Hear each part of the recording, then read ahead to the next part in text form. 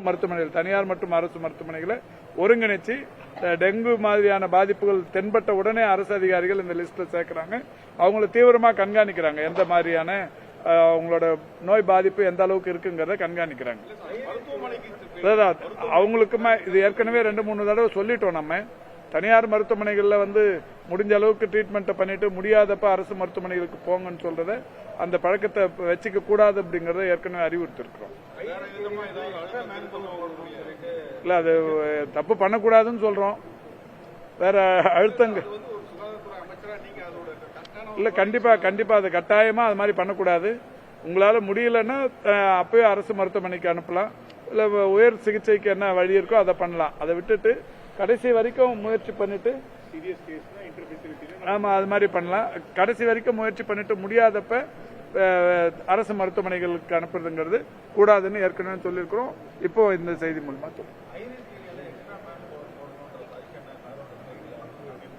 ஆமா அது இப்ப அதுக்குதான் இப்ப நகராட்சித்துறை மாஸ் செக்ரட்டரி வந்திருக்காங்க.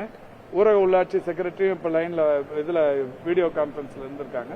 இப்ப எங்கெங்க கூடுதலா அவங்க மேன் பவர் போடணுமோ அந்த துறையில இந்த பருவமழைக்கு ஏற்ற மாதிரி தற்காலிக பணியிடங்களை அவங்க போட்டு அது பண்ணுவாங்க.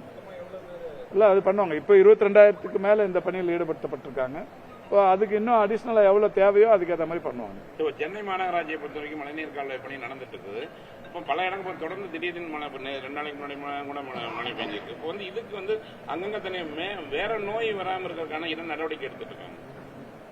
இப்ப சொன்னதெல்லாம் அதுதானே மழைக்கால நோய் வராம அவங்க என்ன நடவடிக்கை எடுத்திருக்காங்கன்னு தெரியல. அது தனியா ஒரு தனியா நீங்க கார்பரேஷன் அமைச்சரோட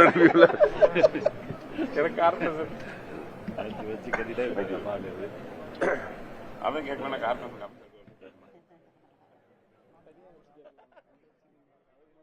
தமிழகத்தில் நடப்பாண்டில் இதுவரை 11,538 பேர் டெங்கு பாதிப்பால் பாதிக்கப்பட்டிருக்கிறார்கள் என்பது தெரியவந்திருக்கிறது. நடப்பாண்டு டெங்கு பாதித்தவர்களில் இதுவரை 4 பேர் உயிரிழந்துள்ளனர் என்ற விவரத்தை மருத்துவத்துறை அமைச்சர் மா. சுப்பிரமணியன் செய்தியாளர் சந்திப்பின் போது கூறினார். விரிவாக பின்னர் பார்க்கலாம்.